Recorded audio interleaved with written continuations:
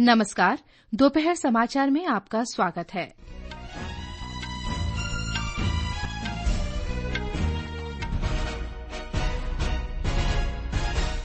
लोकसभा चुनाव के दूसरे चरण का प्रचार आज शाम समाप्त। प्रमुख राजनीतिक दलों के नेता मतदाताओं को लुभाने के लिए लगातार रैलियां कर रहे हैं। आपदा प्रबंधन पर अंतर्राष्ट्रीय सम्मेलन का छठा संस्करण नई दिल्ली में शुरू। प्रधानमंत्री नरेंद्र मोदी ने कहा, बेहतर कल के लिए लचीले बुनियादी ढांचे में निवेश करना महत्वपूर्ण। राष्ट्रपति द्रौपदी मुर्मू ने जलवायु परिवर्तन और इसके प्रभावों से निपटने में वन संरक्षण की भूमिका पर जोर दिया। अमरीकी सीनेट की टिकटॉक पर प्रतिबंध लगाने वाले विधेयक को मंजूरी। और आईपीएल क्रिकेट में आज नई दिल्ली में गुजरात टाइटंस का मुकाबला दिल्ली कैपिटल से। दोपहर समाचार के साथ मैं फरहत नाज। लोकसभा चुनाव के दूसरे चरण के लिए प्रचार आज शाम समाप्त हो जाएगा। राजनीतिक दलों के शीर्ष नेता मतदाताओं को लुभाने में कोई कोर कसर नहीं छोड़ रहे हैं। 13 राज्यों की 89 लोकसभा सीटों पर शुक्रवार को मतदान होगा। इसमें केरल की 20, कर्नाटक की 14, राजस्थान की 13, उत्तर प्रदेश और महाराष्ट्र की 8-8, मध्य प्रदेश की 6, असम और बिहार की 5-5, पश्चिम बंगाल और छत्तीसगढ़ की 3-3 और त्रिपुरा तथा जम्मू कश्मीर की 1-1 सीट शामिल है। प्रधानमंत्री और भारतीय जनता पार्टी के वरिष्ठ नेता नरेंद्र मोदी ने आज छत्तीसगढ़ के सरगुजा लोकसभा क्षेत्र के अंबिकापुर में जनसभा को संबोधित किया। इस अवसर पर श्री मोदी ने कहा कि केंद्र की भाजपा सरकार आतंकवाद और नक्सलवाद के खिलाफ कड़ी कार्रवाई कर रही है, जबकि कांग्रेस हिंसा फैलाने वालों का समर्थन करती है। प्रधानमंत्री ने कहा कि कांग्रेस की कोशिश रही है कि आदिवासियों और अनुसूचित जातियों का आरक्षण कम करके धर्म के आधार पर आरक्षण दिया जाए। श्री मोदी ने कहा कि कांग्रेस संविधान बदलकर अनुसूचित जाति, जनजाति और पिछड़े वर्ग का हक अपने वोट बैंक को देना चाहती है। श्री मोदी ने कहा कि ऐसे लोग जो भारत को शक्तिशाली और आत्मनिर्भर नहीं देखना चाहते, वे देश में विपक्ष की गठबंधन वाली कमजोर सरकार चाहते हैं। उन्होंने कहा कि आरक्षण की रक्षा सिर्फ भाजपा ही कर सकती है। इस दौरान प्रधानमंत्री मोदी ने छत्तीसगढ़ सरकार की उपलब्धियों का भी जिक्र किया। धान किसानों को दी गारंटी पूरी कर दी। अब तेंदुपत्ता संग्राहकों को भी ज्यादा पैसा मिल रहा है। तेंदुपत्ता खरीद भी तेजी से हो रही है। यहाँ की माताओं बहनों को महतारी वंदन योजना से भी लाभ हुआ है। मैं आज आपसे विकसित भारत, विकसित छत्तीसगढ़ के लिए आशीर्वाद मांगने के लिए आया हूं। श्री मोदी का मध्य प्रदेश के सागर और हरदा में जनसभाओं को संबोधित करने का भी कार्यक्रम है। बाद में श्री मोदी भोपाल में रोड शो भी करेंगे। गृहमंत्री और भारतीय जनता पार्टी के वरिष्ठ नेता अमित शाह ने कांग्रेस और वाम दलों पर people's front of India PFI और एसडीपीआई जैसे राष्ट्र विरोधी ताकतों से समर्थन लेने का आरोप लगाया है। श्री शाह ने आज अल्लापुझा में एक जनसभा को संबोधित करते हुए आरोप लगाया कि इन दोनों पार्टियों ने अल्पसंख्यक वोट बैंक की खातिर केरल में आतंकवाद को बढ़ावा दिया। उन्होंने कहा कि भाजपा के शासन में पीएफआई जैसे संगठनों को पनपने नहीं दिया जाएगा। श्री शाह ने भारत के परमाणु शक्ति संपन्न होने पर सीपीआई-एम के विरोध की आलोचना की और कहा कि देश राष्ट्र सुरक्षा के हित में परमाणु शक्ति बना रहेगा। उन्होंने कहा कि ये चुनाव केरल को हिंसा के चंगुल से मुक्त कराने के लिए हो रहा है। भाजपा नेता ने कहा कि आईएनडीआई गठबंधन पूरी तरह से बेनकाब हो गया है, क्योंकि कांग्रेस और वाम दल एक ओर दिल्ली में मंच साझा कर रहे हैं तो दूसरी ओर केरल में एक दूसरे का विरोध कर रहे हैं। श्री अमित शाह आज महाराष्ट्र के अमरावती में पार्टी उम्मीदवार नवनीत राणा के पक्ष में रैली को संबोधित करेंगे। इस बीच कांग्रेस के वरिष्ठ नेता राहुल गांधी भी अमरावती जिले के परतवाड़ा में चुनावी सभा को संबोधित करेंगे। कांग्रेस ने अमरावती लोकसभा सीट पर बलवंत वानखेड़े को उम्मीदवार बनाया है। डॉ बाबा साहेब आम्बेडकर के पौत्र आनंदराज आम्बेडकर भी इस सीट पर भाग्य आजमा रहे हैं और उन्हें वंचित बहुजन अघाड़ी पार्टी का समर्थन हासिल है।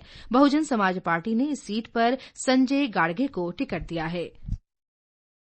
असम की 5 लोकसभा सीटों पर दूसरे चरण में होने वाले मतदान के लिए कुल 61 उम्मीदवार मैदान में हैं। मुख्यमंत्री और भारतीय जनता पार्टी के वरिष्ठ नेता हेमंत बिस्व शर्मा आज दलगांव में चुनावी रैली करेंगे। प्रदेश कांग्रेस अध्यक्ष भूपेन्द्र कुमार बोहरा ने नंदगांव निर्वाचन क्षेत्र में बैठक को संबोधित किया। एआईयूडीएफ अध्यक्ष बदरुद्दीन अजमल, बोडो पीपुल्स पार्टी प्रमुख हगरामा महिलारी भी आज चुनावी रैलियां कर रहे हैं। लोकसभा चुनाव की विशेष श्रृंखला के अंतर्गत आज हम केरल के त्रिशूर लोकसभा निर्वाचन क्षेत्र की चर्चा कर रहे हैं। इस सीट पर दूसरे चरण में 26 अप्रैल को मतदान होगा। एक रिपोर्ट। कांग्रेस और सीपीआई-एम दोनों ने पिछले चुनावों में त्रिशूर से कई बार जीत हासिल की है, लेकिन इस बार भाजपा ने मुकाबले को त्रिकोणीय बना दिया है। भाजपा ने सुरेश गोपी को मैदान में उतारा है, जो संसदीय चुनाव के लिए इस निर्वाचन क्षेत्र से दूसरी बार चुनाव लड़ रहे हैं। हालांकि वे 2019 में दौड़ में तीसरे स्थान पर थे। सुरेश गोपी ने कुल मतदान का 28.19% वोट हासिल किया था। यूडीएफ ने केरल के पूर्व मुख्यमंत्री के करुणाकरण के बेटे के मुरलीधरन को उम्मीदवार बनाया है, जबकि एलडीएफ ने सीपीआई के वीएस सुनील कुमार को चुनाव मैदान में उतारा है। मुरलीधरन, जो पिछली बार वडकारा से जीते थे, उनकी बहन पद्मजा वेणुगोपाल के भाजपा में शामिल होने के बाद कांग्रेस ने उन्हें त्रिशूर से उम्मीदवार बनाया है। तीनों दलों के उम्मीदवार मतदाताओं को लुभाने के लिए कोई कसर नहीं छोड़ रहे हैं और व्यापक स्तर पर जनसंपर्क कर रहे हैं। कोच्चि से राजमोहन की रिपोर्ट के साथ समाचार कक्ष से मुकेश कुमार बल। अरुणाचल प्रदेश की अरुणाचल पश्चिम लोकसभा सीट के 4 विधानसभा क्षेत्रों में 8 मतदान केन्द्रों पर आज कड़ी सुरक्षा के बीच पुनर्मतदान हुआ। सुबह 6 बजे शुरू हुआ मतदान दोपहर 2 बजे समाप्त हो गया। निर्वाचन आयोग ने इन केन्द्रों पर 19 अप्रैल को लोकसभा तथा विधानसभा के लिए हुए मतदान को निरस्त कर दिया था। बामेंग और न्यापिन विधानसभा क्षेत्रों में 1-1, रूमगोंग में 2 और नाचो विधानसभा क्षेत्र में 4 मतदान केन्द्रों पर पुनर्मतदान हुआ। इस बीच कांग्रेस के वरिष्ठ नेता राहुल गांधी ने कहा है कि उनकी पार्टी के घोषणा पत्र से प्रधानमंत्री नरेंद्र मोदी बेचैन हो गए हैं। कांग्रेस पार्टी के एक सामाजिक न्याय सम्मेलन को संबोधित करते हुए श्री गांधी ने दावा किया कि पार्टी के घोषणा पत्र से प्रधानमंत्री हड़बड़ा गए हैं। राहुल गांधी का ये बयान प्रधानमंत्री नरेंद्र मोदी द्वारा कांग्रेस के घोषणा पत्र की आलोचना किए जाने के बाद आया है। श्री मोदी ने आरोप लगाया कि कांग्रेस पार्टी लोगों की संपत्ति का बंटवारा करने की योजना बना रही है। कांग्रेस ने इस महीने के शुरू में न्याय पत्र के नाम से अपना घोषणा पत्र जारी किया था। इस घोषणा पत्र में 5 न्याय और 25 गारंटी पर विशेष जोर दिया गया है। ये समाचार हमारी वेबसाइट newsonair.com/hindi और हमारे mobile app news on AIR पर भी उपलब्ध हैं। लोक निर्णय 2024 आम चुनावों पर विशेष कार्यक्रम हर शाम 7 बजे से और पुनः प्रसारण रात 9:30 बजे से आकाशवाणी गोल्ड पर। चुनावी गतिविधियों की खबर, देश के हर अंचल पर नजर, विशेषज्ञों की राय और विश्लेषण।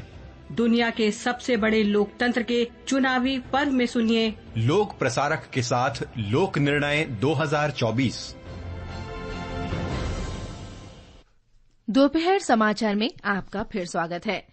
प्रधानमंत्री नरेंद्र मोदी ने कहा है कि बेहतर कल के लिए मजबूत बुनियादी ढांचे में निवेश जरूरी है। प्रधानमंत्री ने आपदा प्रतिरोधी बुनियादी ढांचे पर 6ठे अंतर्राष्ट्रीय सम्मेलन में एक वीडियो संदेश में कहा कि आपदाओं को अक्सर आर्थिक नुकसान की दृष्टि से देखा जाता है, लेकिन इनका व्यक्तियों, परिवारों और समुदायों पर वास्तव में बहुत अधिक प्रभाव पड़ता है। उन्होंने नई बुनियादी ढांचा परियोजनाओं और आपदा के बाद पुनर्निर्माण के प्रयासों में मजबूती के पहलू पर जोर दिए जाने की आवश्यकता पर बल दिया। श्री मोदी ने कहा कि आपदाओं का प्रभाव सीमाओं से परे होता है और इससे निपटने के लिए देशों के बीच परस्पर सहयोग जरूरी है। 2 दिन का ये सम्मेलन आज नई दिल्ली में शुरू हुआ। राष्ट्रपति द्रौपदी मुर्मू ने जलवायु परिवर्तन के विषय को गंभीर बताते हुए इसके प्रभावों से निपटने के लिए वन संरक्षण की भूमिका पर जोर दिया है।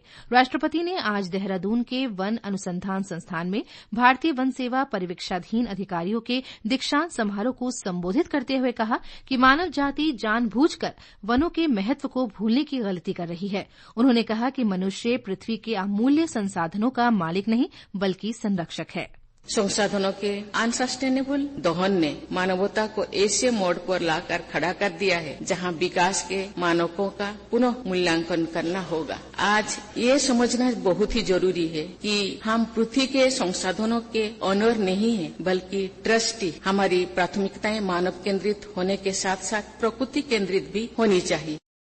दीक्षांत समारोह में इंदिरा गांधी राष्ट्रीय वन अकादमी के 2022-24 कोर्स के 99 परिवीक्षाधीन अधिकारियों को स्नातक की डिग्री प्रदान की गई। इनमें भूटान के 2 प्रशिक्षु अधिकारी भी शामिल हैं। आज राष्ट्रीय पंचायती राज दिवस है। इस अवसर पर पंचायती राज मंत्रालय नई दिल्ली में 1 दिन की राष्ट्रीय संगोष्ठी का आयोजन कर रहा है। एक रिपोर्ट।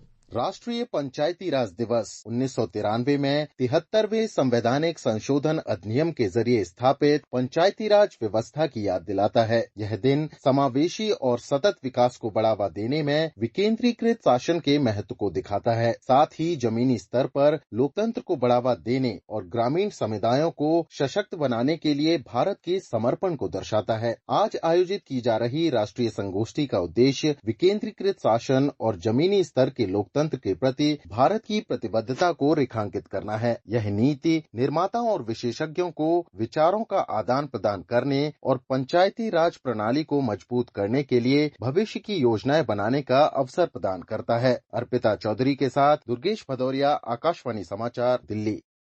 प्रधानमंत्री नरेंद्र मोदी ने इस अवसर पर देशवासियों को बधाई दी है। श्री मोदी ने सोशल मीडिया पोस्ट में ग्रामीण भारत में बदलाव लाने और लोगों के जीवन स्तर को बेहतर बनाने के लिए जमीनी स्तर पर कार्य करने वालों की सराहना की है। राजस्थान के राजकीय और निजी अस्पतालों में अब मानव अंग और उत्तक प्रत्यारोपण में प्रत्येक प्रत्यारोपण के लिए डोनर और रिसीवर की यूनिक नोटो आईडी जनरेट की जाएगी। इसके बिना प्रत्यारोपण संभव नहीं होगा। स्वास्थ्य विभाग ने ये कदम मानव अंग और उत्तक प्रत्यारोपण में पूरी पारदर्शिता सुनिश्चित करने के लिए उठाया है। ये समाचार आकाशवाणी से प्रसारित किए जा रहे हैं। ताजा समाचार जानने के लिए आप हमारे Twitter handle @AIR News Hindi को फॉलो कर सकते हैं।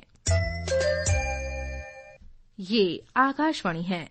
अमेरिका की सीनेट ने एक विवादास्पद विधेयक को मंजूरी दी है, जिसके तहत टिकटॉक को अमेरिका में प्रतिबंधित किया जा सकता है। राष्ट्रपति जो बाइडेन इसे गंभीरता से ले रहे हैं। यदि ये विधेयक पारित हुआ तो चीन के ऐप बाइट डांस के पास अपनी हिस्सेदारी बेचने के लिए 9 महीने का समय होगा या इस ऐप को अमेरिका में प्रतिबंधित कर दिया जाएगा। विशेषज्ञों ने कहा है कि इस प्रक्रिया में वर्षों लग सकते हैं। ये विधेयक यूक्रेन, इजरायल और हिंद प्रशांत क्षेत्र में अमेरिकी साझेदारों के लिए सैन्य सहायता उपलब्ध कराने वाले 4 विधेयकों के भाग के रूप में पारित किया गया था, जिसे 79 सीनेटरों का समर्थन प्राप्त था। भारत के नियंत्रक और महालेखा परीक्षक गिरीश चंद्र मुर्मू ने लेखा संबंधी संस्थानों के बीच द्विपक्षीय सहयोग, विचारों के आदान प्रदान और क्षमता निर्माण को बढ़ावा देने के लिए स्पेन के लेखा न्यायालय का दौरा किया। श्री मुर्मू और लेखा न्यायालय की अध्यक्ष सुश्री एनरिक्विटा चिकनो के बीच ऑडिट पद्धतियों और संस्थागत स्वतंत्रता पर केंद्रित चर्चा हुई। दोनों पक्षों ने द्विपक्षीय सहयोग को बढ़ाने के लिए एक समझौता ज्ञापन पर भी हस्ताक्षर किया। श्री मुर्मू ने स्पेन के राज्य प्रशासन के नियंत्रक पाब्लो एरोलानो पाडो से भी मुलाकात की। खेलों में आईपीएल क्रिकेट में आज दिल्ली के अरुण जेटली स्टेडियम में दिल्ली कैपिटल्स का मुकाबला गुजरात टाइटन से होगा। ये मैच शाम 7:30 बजे शुरू होगा। चीन में तीरंदाजी विश्व कप में महिलाओं की टीम स्पर्धा में ज्योति, अदिति और परनीत पहले स्थान पर रहीं। Jyothi Surekha Vennam compound qualification round में दूसरे स्थान पर रहीं। वहीं वर्तमान चैंपियन अदिति स्वामी 8वें स्थान पर रहीं। देश के पूर्वोत्तर हिस्से में इस महीने की 29 तारीख तक हल्की से मध्यम वर्षा और बर्फबारी के साथ साथ कुछ जगहों पर तेज हवाओं के साथ गरज के साथ बारिश होने की संभावना है। मौसम विभाग के वरिष्ठ वैज्ञानिक आरके जनामणि ने अगले 2 से 3 दिनों तक उप हिमालयी पश्चिम बंगाल, उड़ीसा और सिक्किम में वर्षा की संभावना व्यक्त की है। त्रिपुरा में भीषण गर्मी और लू के कारण राज्य सरकार ने सभी विद्यालयों को अगले 4 दिन तक बंद करने के निर्देश जारी किए हैं। शिक्षा सचिव एनसी शर्मा ने एक प्रेस विज्ञप्ति में कहा कि राज्य के सभी सरकारी सहायता प्राप्त टीटीएडीसी के अंतर्गत आने वाले और निजी विद्यालय 24 से 27 अप्रैल के बीच बंद रहेंगे। चिकित्सा विशेषज्ञों ने लोगों को तेज धूप और गर्मी से बचने के लिए कहा है। जिला प्रशासन को भी आपातकालीन केंद्र, त्वरित प्रतिक्रिया दलों को तैयार रहने, गर्मी से निपटने के लिए जरूरी संसाधनों और बिजली आपूर्ति सुनिश्चित करने के निर्देश जारी किए गए हैं। पिछले वर्ष नवंबर में हिमपात के कारण बंद किए गए लेह मनाली राष्ट्रीय राजमार्ग को सीमा सड़क संगठन बीआरओ ने सैन्य वाहनों के लिए खोल दिया है। बर्फ हटाने के लिए लेह में प्रोजेक्ट हिमांक और हिमाचल प्रदेश में प्रोजेक्ट दीपक चलाया गया है। और अंत में मुख्य समाचार एक बार फिर। लोकसभा चुनाव के दूसरे चरण का प्रचार आज शाम समाप्त। प्रमुख राजनीतिक दलों के नेता मतदाताओं को लुभाने के लिए लगातार रैलियां कर रहे हैं। आपदा प्रबंधन पर अंतर्राष्ट्रीय सम्मेलन का 6वां संस्करण नई दिल्ली में शुरू। प्रधानमंत्री नरेंद्र मोदी ने कहा, बेहतर कल के लिए लचीले बुनियादी ढांचे में निवेश करना महत्वपूर्ण। राष्ट्रपति द्रौपदी मुर्मू ने जलवायु परिवर्तन और इसके प्रभावों से निपटने में वन संरक्षण की भूमिका पर जोर दिया। अमेरिकी सीनेट की टिकटॉक पर प्रतिबंध लगाने वाले विधेयक को मंजूरी। और खेलों में आईपीएल क्रिकेट में आज नई दिल्ली में गुजरात टाइटंस का मुकाबला दिल्ली कैपिटल से। इसके साथ ही दोपहर समाचार का ये अंक समाप्त हुआ। नमस्कार।